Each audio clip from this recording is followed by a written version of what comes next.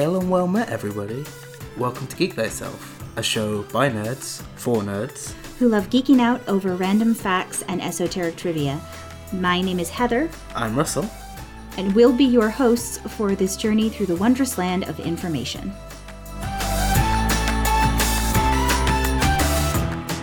Hi everyone, and welcome back to Geek Thyself. Hey everybody, we're doing the thing. I don't know why I always say it like that, but I just like it now, and it's become it's just become my thing that I say we're doing the thing. That's fine. You're allowed to have a thing and a way you like to say something. It's a catchphrase, right? Yeah, I guess. I don't know about that, but oh wow, that was a fast tangent. Okay, back on topic. Before we've even said the topic. Okay, so this is one of your kind of suggested topics because it's not something I knew about, but it sounded really interesting. Mm-hmm. Because I think it's fun. Yeah. And we're both tabletop roleplay gamers, so it's very fitting for us. Oh, I've never played a roleplay game. Never. No, never at all.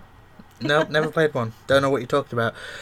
So yeah, this week's topic is called LitRPG, and it's not just an RPG that's going really well, so it's lit.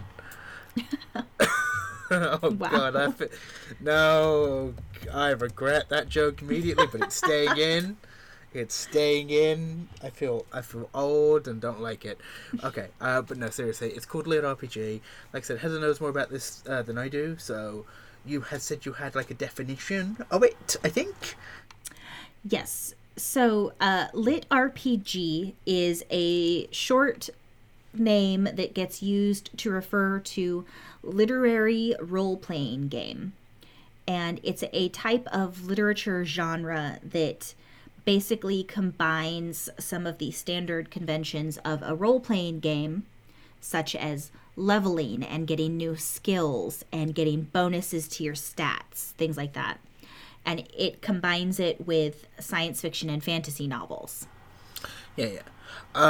When you first sort of described this to me, I know this isn't what it is, but it kind of like reminded me a little of this. Do you remember those Choose Your Own Adventure books? Yes. Well, yeah, because that's kind of like where my brain went originally, because it's like you read through and then you get to pick what you want to be doing, and then you follow the book through.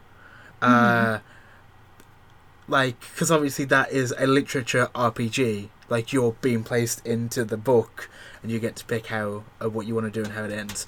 Obviously, that still makes sense for you, but that was just what I immediately thought about. I remember doing the Doctor Who Choose Your Own Adventures, because, of course, I did Doctor Who ones. Of course.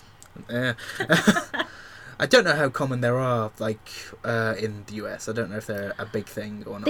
There are some that exist. They're geared more towards kids. There's not a lot of adult ones. And I don't think they're ever geared towards adults, really. And there's actually some games that have become more like that. And like Netflix, I don't know if they released it over there in the UK, but Netflix did a show. It's a Black Mirror episode, but it's called Bandersnatch. And I have heard of this one. Yeah, it's basically a choose your own ending. Like, you get to keep picking different choices over and over and over again and see what happens. Wow. How many endings are there, though? Like, I'd have to look that up. I don't know. Yeah. Like, because for a TV show, that's gotta be hell. That has to be hell. Like, I bet the recording guys got there, read this script, and you went, what? Because I know that just doing one alternate ending sucks. Absolutely sucks. But then you've got to do one for multiple things and then change some scenes because of it. Oh, that's got to be like... that is a big nightmare of paperwork. It's just like, okay, we got this version of the shot. Now we've got to get this version. And now we've got 3 takes of that version. And now the next... did we miss this one? Oh, well, we can't go back now. Yeah, they did a lot of... I didn't personally care for Black Mirror. I don't like that type of show, or like Twilight Zone type of shows. My husband, though, loves them. Yes, and I remember you saying. Yeah, and he watched Bandersnatch and did a couple of the different endings. They did a lot of cut shots where they would you're looking at one person and then you're looking at the other character, like a very cut scene type of that would have made it segments. easier. That would have made it easier, and I just think because then you that's could why they did record it. that person like on that bit and then move away. But yeah, that's just like a logistics nightmare. Yeah, for they recording. did a lot of camera angles where they like were looking at one person with the camera and then they were looking at the other person. They didn't do a lot of like both people. Anytime they were getting close to a decision that had to be made, it was very like two cameras, one on each person sort of situation, as opposed to having one camera that showed both of them at the same time. So I think that's how they did it, to make it as easy as possible for themselves to have the different endings, which totally makes sense. Yeah, totally. Because I believe Black Mirror was like an hour-long episode, wasn't it? Or more, depending on how many times you go through the endings. Well, yeah, but that's what I mean. Like, that's the regular episode length. So then you've got to think about like how many choices they're making and how many options there are and how all of them affect the ends. Oh, it's a headache. That's a real headache. I'm pretty sure it's great and it works really well, but man, that's got to have been so annoying. Yeah. So, but things like that are some of the precursors to LitRPG. And the term LitRPG got started more so in like 2013, but the type of book has actually been around longer, with one of the earliest ones being Larry Niven and Stephen Barnes's Dream Park in 1981, which had a setting of LARP-like games that were like a kind of reality show in the future. And there's been others, like Andre Norton wrote one in 1978 called Quag Keep, where Quag Keep? Where you enter a world of characters that are in basically of a D&D game. So it's been an idea before, and depending on how it's written, it's kind of 50-50 from the ones I've read. And I actually like this genre because it combines two things that I love, which is science fiction fantasy novels and tabletop role-playing games. So it's like the perfect genre for me. Yeah, because you said you've been like hooked on them for the past week or so. I mean, I've read a couple here and there, but yeah, I've found a couple of worlds that I'm really hooked on.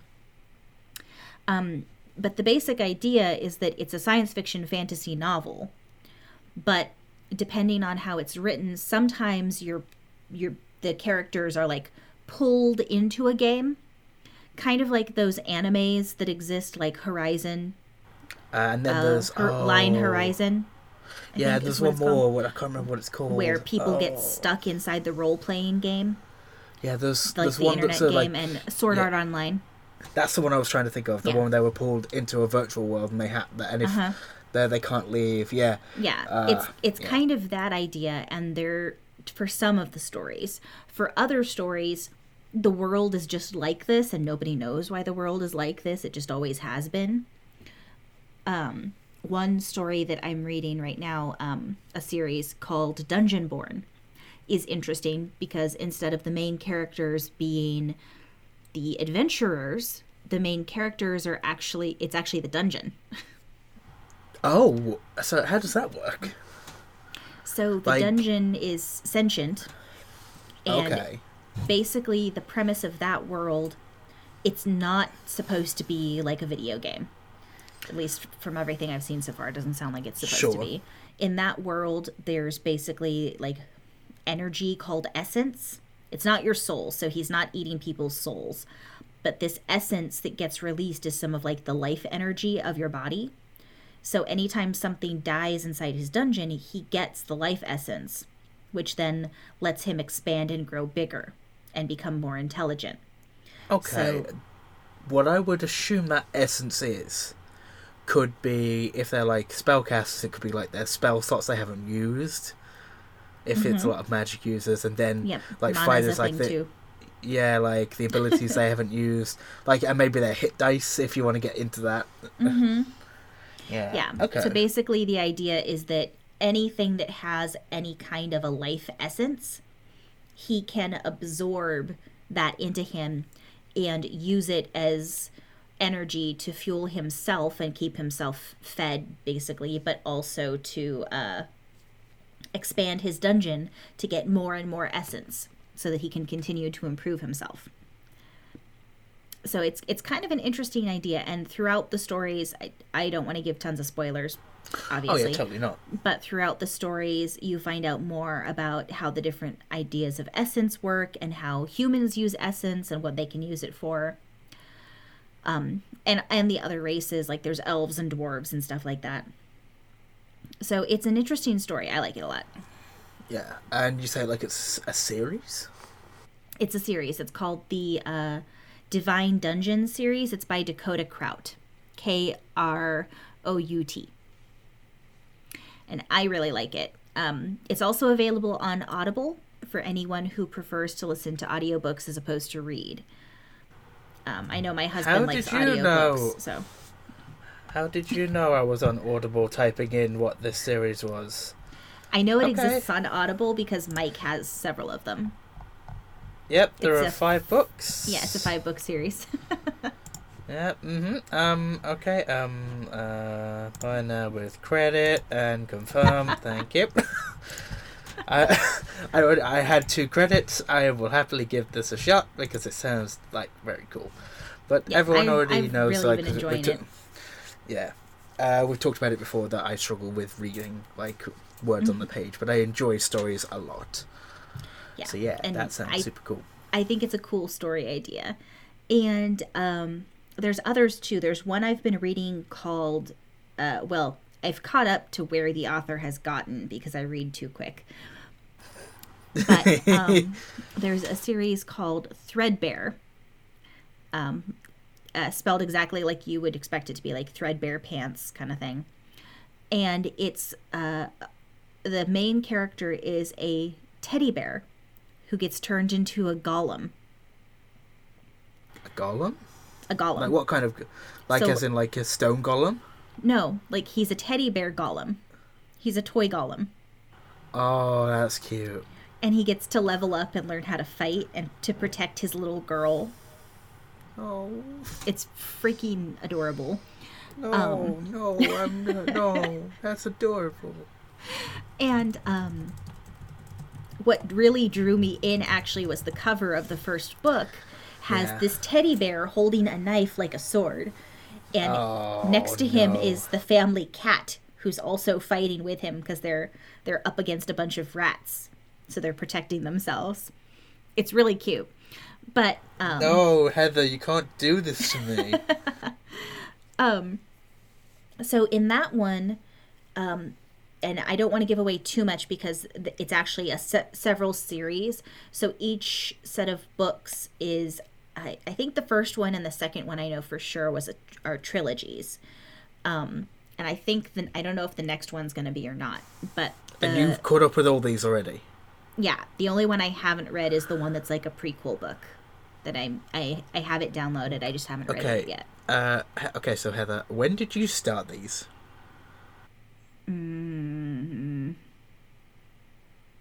That particular series? Maybe 2 to 3 weeks ago. Jeez. You just go through them so quick. And I'm on book 5 of the Dungeonborn series. Oh, and when did you start that one? Friday. Oh my god. It's Tuesday. I know. I've mentioned that I read ridiculously fast, right? Yeah, you have, but I just that's not normal. Like that's beyond fast. I know. Whoa. No, I'm just impressed. I'm just impressed because, like, I know you said that you read quick, but I've never had like an example to follow. I'm like, okay, that's a lot. Yeah. The reaction you're having is the same one that Mike has, and it's why I have a Kindle Unlimited account because it saves me a lot of money. Yeah, I remember you talking about this, and you're damn right that's going to save a lot of money. But you only have to read like 2 books to like a month to get like value out of it, and you're reading like 2 a day. Exactly. Oh my gosh, that's ridiculous. All right. But I really like the genre as a whole, and the Threadbare novels, just in case anyone is interested in reading those. I'm just looking up the author right now. Okay, so Threadbare, oh, I forgot about that. The first novel, Threadbare Volume 1, Stuff and Nonsense. Oh no. Oh, it's adorable. And it's available on Kindle for anyone who has a Kindle. It's also available on Audible. Yep. And the author is Andrew Seipel? I think that's how you say his name. Yeah, I'm not entirely sure. Yeah, but it's a 3-book series, and then the second series in that is called Small Medium. And the 3 books there, it's Small Medium Big Trouble, Small Medium At Large, and Small Medium Well Done. So yeah. All of his book titles have a little bit of a pun. Like the second book in the Threadbare series is So S-E-W. As in, yeah, you want to be So a hero. you want to be a hero. Yeah. And then the third is The Right to Bear Arms. The Right to Arm Bears. The Right to Arm Bears? What? Oh, yes. Oh, that's amazing. The newest series in that set of books is called Blasphemy Online, and I haven't started reading that book yet, but the first one is called Dragon Hack. So later in the series, and this doesn't really ruin anything because it's the style of book, so it kind of is self-explanatory for most people, but a lot of these book series, in some way, shape, or form, these worlds that you're reading about exist inside of some kind of a game or some type of a virtual space. So like in the Threadbare novels, they talk about, a while ago, no one had these different level up things that they had options on, and then, a generation or two ago, suddenly it became a thing, and now everyone has these little level up options, and you can train in different jobs and all this kind of stuff. But before then, no one had jobs like this. Everyone just existed as they were.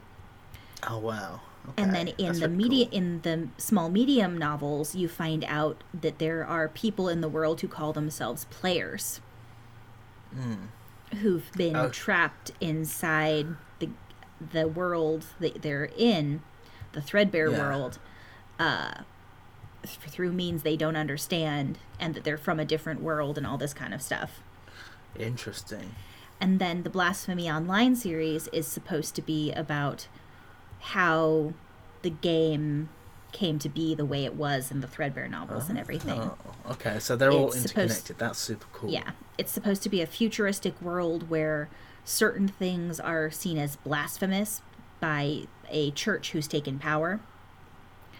And so some of the role-playing games online are one of those things, and so people escape into it to get away from the world that's not fun for them anymore, and then it goes from there. I haven't read the first one, so that first book, so I don't know much about that section of the series yet. Interesting. But yeah, that's the basic idea of a LitRPG, is that it's not always inside of a game.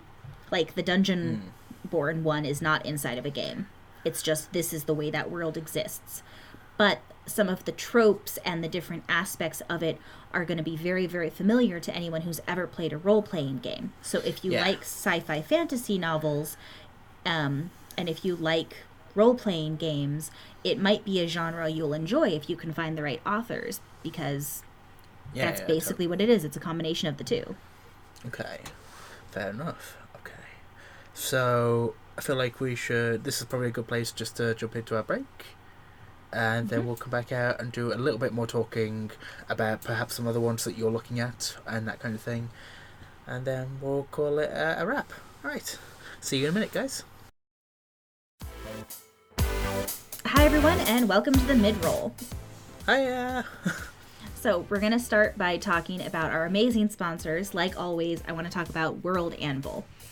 World Anvil is the most robust world building and campaign management software that exists. We know this because they won an Emmy for it, and also because Logan has tested all of them and found this to be the best one. And I trust his judgment. He spent a lot of time looking, I remember. He did. So it's worldanvil.com. It's an amazing site where you can flesh out your world. You can create basically a wiki page for any worlds you're developing. You can link different characters. You can link characters to different places. You can create different articles that deal with the different aspects of your world. And it's just really amazing, and I can't recommend it enough. Yep. Okay, and also supporting the whole network is Die Hard Dice. Die Hard Dice have beautiful polymer dice, and more specifically their metal dice, which they make the molds for themselves. They colour test all their dice in-house, and if they're not happy with the colour, they just keep on trying. They do that with all of their dice. They've got single colour dice, which look gorgeous. They've got dual colour series with the Spellbind stuff, which are a mix of dual colours. They had the Brimstone ones, which I think they're still selling. They're gorgeous too. They have one where the ink, the inked letters are those colours, and then the rest of the dice is like gunmetal grey. They're so gorgeous. They have great accessories like the Scroll of Rolling, in 2 different colours, and we've talked about that to death, and I'll keep talking about it because it's amazing.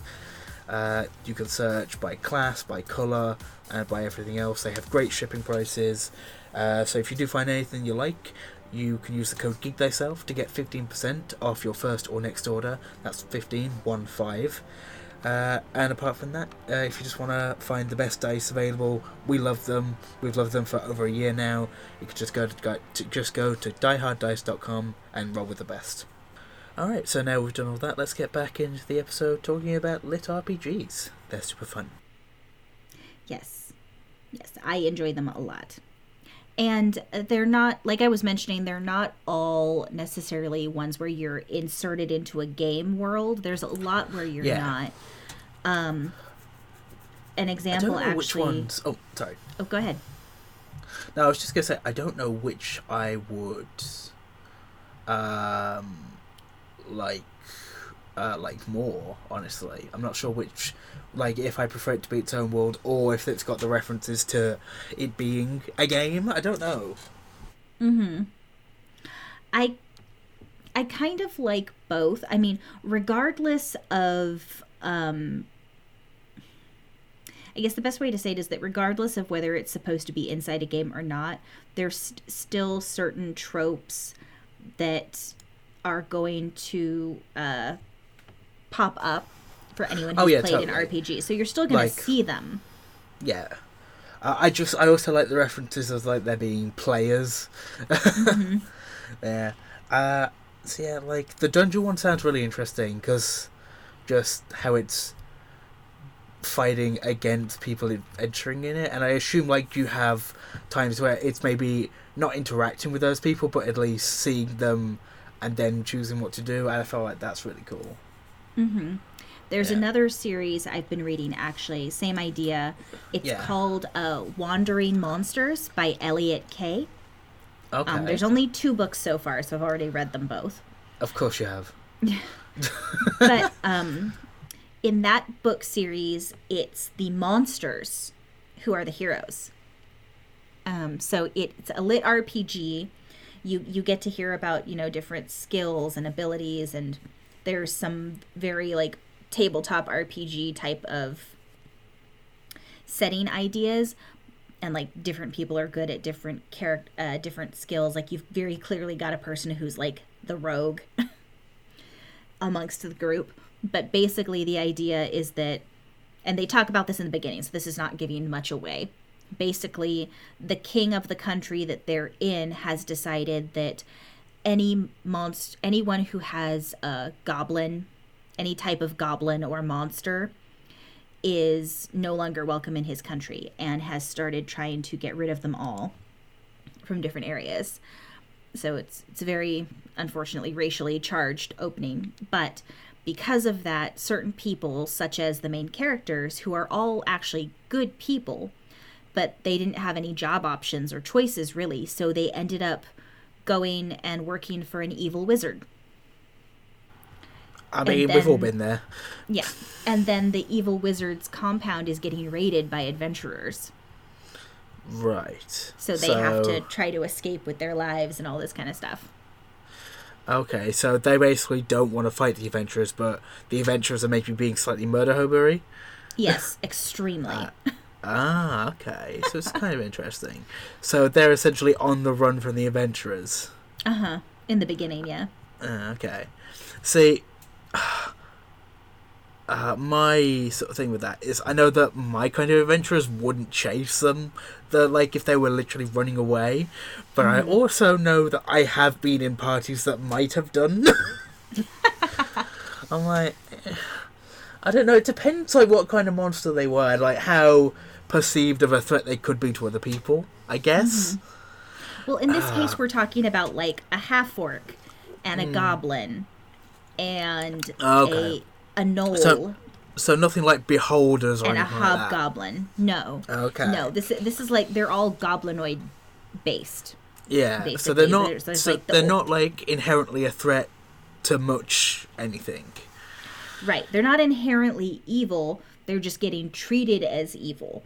And the idea is that up until a few years ago in the kingdom, they were, people might have still given them kind of a wide berth, but they were in the country. They were throughout different towns and cities. And one of the characters is a half orc, and you find out way, way, way later, how his parentage came to be. It's a little bit of an emotional point in the book, so I don't want to say it because it's a spoiler, but you find out where he comes from and how a half orc came to be, and it's not anything bad. I was gonna say, yeah, that seems very ominous because I've read the D&D original supplement for that kind of thing. I'm like, whoa, okay, you're just gonna put that in the book. They didn't put that in 5e, thank God. But I remember in the first editions where those were existed, it's oh, okay, that's not what I wanted to know. No, I agree. But giving races a wide berth, I mean, some are still given wide berths anyway, tieflings and dragonborns can be. I'm trying to remember what other ones, half-orcs in general can be as well. But yeah, giving some of the races a wide berth doesn't isn't too surprising, because there are some of them that look intimidating but perhaps aren't. Right. And I think that's partly where it comes from for some people in that particular story set. But that's a really good series, too. Wandering Monsters by Elliot Kay. I'll have to look that one up. And you said there are 2 books and you've read both of them? Yep. Okay. The ending of the second one was just perfect. Okay. It's it was such an in-your-face moment. I was like, yes, I love but it. Then did it lead into, oh god, I need the next one now? Yeah, pretty much. Yeah. That's the problem with reading so fast, is I catch up with the series and then I'm just drooling for the next book and I have to wait. So I read your books in a week. Where's the next one? Okay, so those are sort of the main series that you've sort of touched on. I suppose there could be good fan fiction for this as well. I imagine there's probably good fan fiction for this kind of stuff. It seems Probably. because any sort of person who writes about their party would technically count, I guess. Yeah, I guess Obviously, that's true. yeah. I mean, there are more tropes alluding to the fact of them getting stronger and getting new abilities and stuff. But it wouldn't be very difficult to put those in or take them out, I guess. I'm just trying to think of. It seems like a fairly new trend that might be starting, which is good because it's always room for new fun books. I'm just trying I do think it's newer. Yeah. Or perhaps more coming out more recently because D&D and those kind of things are as popular as they are right now. Mm-hmm. Thanks to all the stream shows like Critical Role and Acquisitions Incorporated, and again, all the shows on Nerdsmith Network. We've got a community which is much larger than you'd expect from just having sort of one show, and we got a ridiculous number of people following along with the story. It doesn't take too much for people to find those sort of interests, so I don't see I'm sorry, no. I see why it could become like an interesting topic, if that makes sense. Yes, I would agree Yeah. with you, and I think it's interesting too. There's two main. Well, okay, there's like three main kinds of stories in the lit RPG world that I've noticed so far, anyway. There's ones that are referred to as dungeon core, where, I mean, I think Dungeonborn is one of the first ones that I've heard of, but there's other books where basically you become some kind of power core inside of a dungeon or something similar. And there's some sci-fi ones where like the core gets used as part of like a defense mechanism or something. And then there's kind of like the was it Anne McCaffrey who had the books that had the ships with people inside them and the pilots to go with it. Yeah. Do you know what like the ship who sings? Do you know what I'm talking about? Hold on, I have to look. I'm not entirely sure. Like, it kind of sounds familiar, but I don't know. Yeah, the where ship from. who sang. It is Anne McCaffrey. Yeah, it's basically about people who, in this futuristic setting, if they're born physically disabled but mentally capable, they have the option of being put inside of a ship that requires like a human intelligence to help control some of the mechanisms and stuff inside of it. I assume when you say ships, do you mean like a spaceships? spaceship. Yeah, yeah. I was just making sure that. Yeah, okay, that's. Yeah, they're put inside. It's called the Brain Ship series is what they call it. Okay. They're put inside a brain ship, and it's Anne McCaffrey who wrote this, the one who wrote the Dragon Riders of Pern. And there's a couple of different books in the series, but not too many. It seems cool. I don't know. Would you become a ship? I don't know. I mean, if my choices were between becoming a spaceship and being trapped inside a human body that couldn't do anything, but still having all my mental capabilities, I think I would choose to be a spaceship. As long as like you can talk to the people on the ship. Yeah. There's ways built in for that. Yeah, because otherwise it would be quite a lonely existence. Yeah. And no. I don't know if you could technically die. I can't remember, but basically it's like there's the brain ship, and then you have a brawn who's your pilot. And the brawn is, I mean, they're there to help you, but they're also there to like be your companion so that you're not on the ship by yourself. Oh. And they're there to help pilot it.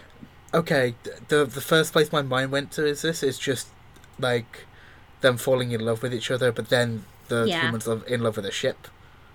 Yeah. I'm sure that has to happen. That might happen in one of the books. It might, or it definitely does. No comment? The spoilers? Okay. I won't say which book, but it does happen. Yeah. See, that's exactly where my mind, like, because I just love stories. I'm a real softie, so I'm like, oh no, but they're gonna fall in love. Yep, you are correct. But yeah, so stories like that I just think are really fun, and for anyone who's a big RPG fan and also likes sci-fi fantasy, I definitely recommend that you check out some lit RPG books, because you might enjoy them. Yeah, absolutely. I know that I've definitely already purchased one. This brain ship one sounds super cool now, and I'm gonna have to look it up because I am a softie for all these kind of things. Yeah, I really like that series by Anne McCaffrey. Mm-hmm. All right, well, and I think that's probably a good place to call this episode. So we'll talk to you guys next week. Yeah, we'll talk to you all very soon. Have fun reading new books, or listen to books if you're like me, and we'll talk to you all soon. Bye! Bye! Thank you for listening to this week's episode of Geek, Thyself. Don't forget to check out all the other amazing content on the Nerdsmith Network. If you have any questions for either of us, you can get in contact with us on Twitter at geek_thyself. You can also email us at Geek Thyself at nerdsmith.org. And please don't forget to go to iTunes and leave us a review, or also go anywhere you listen to your podcasts. We'll be back next week with another informative and fun episode. And until then, don't forget to geek thyself.